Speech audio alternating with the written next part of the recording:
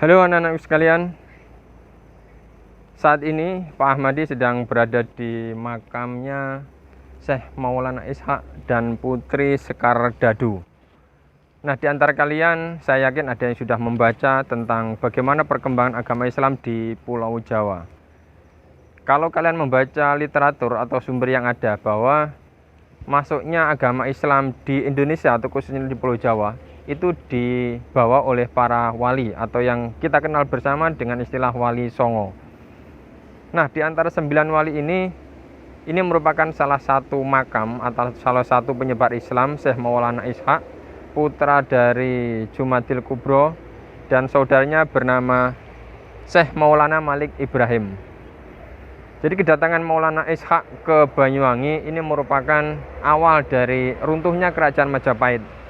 Jadi gejolak di kerajaan Majapahit, runtuhnya kerajaan Hindu-Buddha ini menjadi salah satu penyebab penyebaran agama Islam di seluruh Pulau Jawa. Nah, Maulana Ishaq ini sendiri merupakan orang yang sangat getol sekali penyebaran agama Islam di Banyuwangi, tetapi ternyata dia tidak mendapat sambutan yang antusias dari masyarakat Banyuwangi. Kenapa? Karena saat itu Banyuwangi sedang menganut ajaran Hinduisme. Jadi orang-orang Hindu banyak atau sebagian tidak mau menerima pengaruh Islam. Maka banyak orang-orang Majapahit yang notabene beragama Hindu itu awalnya tidak mau menerima pengaruh Islam. Maka beberapa orang yang ingin mendapatkan ajaran Islam, maka dia akan menetap di Pulau Jawa. Beberapa masyarakat Majapahit yang tidak mau menerima pengaruh Islam itu larinya ke Pulau Bali. Nah, ini sebagai salah satu bukti bahwa ternyata ketika masuknya pengaruh Islam di Pulau Jawa, khususnya di Blambangan, ini sudah ada upaya untuk menyebarkan ajaran agama Islam. Nah, nanti kalian silakan untuk mencari literatur yang lebih dalam lagi terkait dengan bagaimana biografi Maulana Ishaq dan bagaimana silsilah keluarga dari Putri Sekar Dadu. Saya yakin kalian nanti punya inisiatif untuk mencari informasi yang lebih dalam. Untuk sementara cukup sekian dari Pak Ahmadi. Silakan nanti kalian literatur lebih banyak lagi, nanti kita lanjutkan di forum diskusi. Terima kasih. Assalamualaikum warahmatullahi wabarakatuh.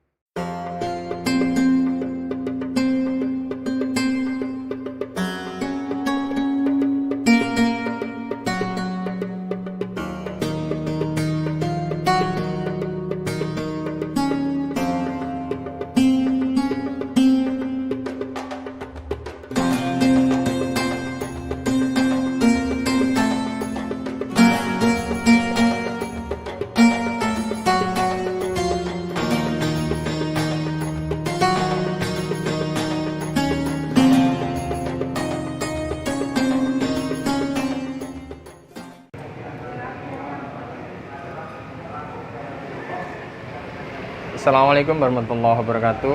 Anak-anak sekalian, sekarang ini Pak Ahmadi sedang berada di wisata religi Makam Mbah Datuk Banyuwangi. Jadi ini merupakan salah satu tokoh juga yang melakukan penyebaran agama Islam di bumi Blambangan, yang sekarang kita kenal dengan nama Banyuwangi. Nah, bagaimana dan siapa Mbah Datuk? Nanti akan kita bahas bersama dengan pengasuh yang masih keturunan dari Mbah Datuk. Karena di dalam sana kita bisa melihat makam Mbah Datuk, dan di era pandemi seperti ini ternyata kita masih diberikan kesempatan untuk melakukan kunjungan dan doa bersama di makam Mbah Datuk ini. Selamat mengikuti dan tetap semangat dalam belajar sejarah hari ini. Assalamualaikum warahmatullahi wabarakatuh.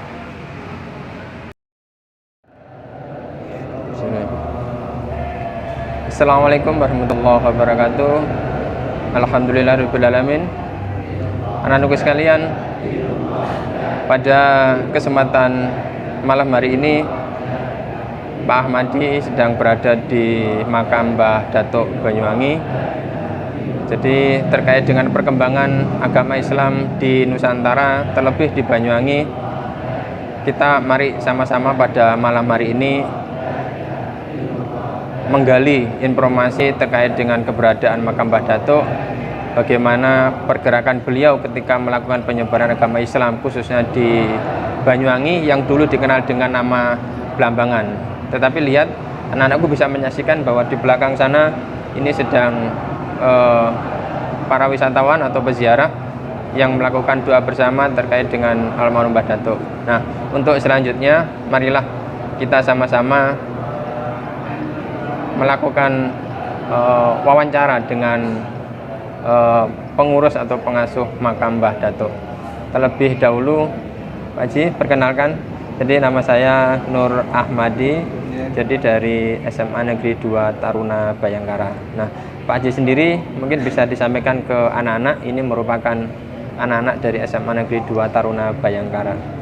Okay. Assalamualaikum warahmatullahi wabarakatuh. Pertama-tama saya ucapkan terima kasih atas kehadirannya, atas kedatangannya di makam Datuk Abdurrahim Bauzir Banyuwangi. Saya adalah pengurus di makam Datuk Abdurrahim Bauzir Banyuwangi ini sekaligus dari keturunan beliau. Mungkin itu dulu perkenalan dari saya. Monggo mungkin kalau ada semacam pertanyaan atau Jadi kalau di tanah Jawa, khususnya di Banyuwangi ya Pak Haji, jadi dulu ada istilah namanya Wali Songo. Nah, Mbah Datuk sendiri apa masih ada silsilah keturunan dari para wali atau salah satu wali yang ada di Wali Songo, Pak Haji? Oke, terima kasih. Secara yang kami dapat dari cerita-cerita dari leluhur-leluhur kami ya, sementara ini memang belum ada mengarah ke sana, okay. Karena kalau kita lihat dari tahun zaman Wali Songo itu kan di abad 15 kurang lebih, sedangkan Datuk Abdurrahim Bauzir ini di abad 18, okay. Mungkin itu. Jadi untuk dalam artian sambung ke Wali Songo itu kami masih belum bisa memastikan seperti itu. Okay. Kalau Datuk sendiri lahir dan wafat tahun berapa Pak Haji? Beliau lahir ya itu insya Allah di Yaman, di Hadramaut ya. Datang ke Indonesia ini ya kurang lebih sekitar tahun 1800 lebih lah. Jadi pastinya kami tidak tahu karena jarak waktu sudah sekian ratus tahun. Okay. Beliau wafat itu di tahun 1876. Insya Allah dalam usia 86 tahun. 86 tahun. Beliau dulu langsung melakukan penyebaran agama di Blambangan atau sebelumnya ada daerah tertentu? Menurut riwayat juga beliau ini awalnya menyebarkan agama Islam di daerah Jemberana, Bali. Oke. Sampai beliau menikah di sana, mempunyai putra 2. Yang pertama yaitu bernama Syekh Bakran atau Datuk Bakran. Itu beliau meninggal masih belum menikah, lancing. Putra yang kedua yaitu Syekh Ahmad atau Datuk Ahmad, dan dari Datuk Ahmad inilah keturunannya sampai dengan yang sekarang. Kalau di sini kan ada komplek pemakaman, ini semuanya masih ada silsilah atau keturunan dari Mbah Datuk Bauzir? Untuk di sebagian ada, cuman sebagian juga ada dari orang luar. Ya, karena ada, jadi tokoh-tokoh dulu awalnya itu ada yang minta dimakamkan di sini, dulu memang diizinkan, tapi sekarang karena keterbatasan tempat sudah tidak kami izinkan dari pihak luar atau orang luar untuk dimakamkan di area makam Datuk. Okay. Oh berarti sebenarnya dulu kita terbuka untuk memakamkan warga masyarakat sekitar ya untuk ditempatkan di sini. Oh okay. Kemudian di era pandemi seperti sekarang ini ada pembatasan peziarah enggak yang berkunjung ke makam Mbah Datuk, Pak? Kalau pembatasan kami sendiri tidak punya, dalam artian tidak punya wewenang ya atau gitu ya, karena beliau-beliau yang peziarah ini datang ke sini tidak kita undang kan gitu. Okay. Intinya prinsipnya dalam pandemi ini kami insya Allah juga sudah melakukan yang namanya protokol kesehatan. Ya, tapi di lain sisi karena banyaknya tamu, kadang adalah mungkin beberapa tamu yang mengabaikan hal tersebut. Tapi selalu kami ingatkan para tamu itu untuk memakai protokol kesehatan tetap dilaksanakan di makam Datuk ini. Tapi dari kemarin kan, apalagi di awal tahun 2021 kemarin kan ada himbauan untuk tidak membuka wisata. Jadi meskipun kondisi sudah membaik, ternyata Banyuwangi kemarin instruksinya mulai tanggal berapa kemarin, 26 sampai sekian tidak boleh ada kunjungan. Nah, untuk makam Mbah Datuk sendiri waktu itu tetap ada kunjungan apa mboten? Mungkin gimana ya? Ada, tapi kok sepi ya. Kami sendiri juga tidak tahu tersebut ya. Himbauan pemerintah untuk sedangkan pariwisata seluruh Kabupaten Banyuwangi ditutup, kami juga buka, tapi tamu ya ada saja yang datang gitu. Tetap kami terima gitu. Kalau area makam sini ini memang dulunya langsung Mbah Datuk bermukim di tempat sini gitu, sebelum atau setelah dari Poluan Jembrana Bali? Kalau sebetulnya ada, beliau punya rumah di daerah Kampung Arab ya. Kemudian kalau mengenai sejarah tanah ini ya, menurut riwayat ini adalah pemberian atau hibah atau wakaf dari Bupati Raden Pringgokusumo, karena beliau hidup dalam masa itu, dalam masa pemerintahan Raden Pringgokusumo gitu. Kalau Mbah Datuk dulunya pertama langsung ke Jembrana atau awalnya singgah dulu di Banyuwangi, atau Banyuwangi ini setelah kunjungan dari Jembrana? Insya Allah setelah kunjungan dari Jembrana, karena di sini sudah ada waktu itu Kampung Arab ya. Jadi pada tahun itu sudah ada Kampung Arab, jadi akhirnya beliau sering main ke sini. Akhirnya ya menjadi, dalam artian sempat terus kemudian pindah dan dimakamkan wafat di Banyuwangi. Oke.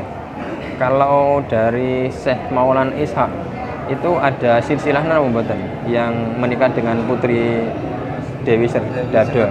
Nggih.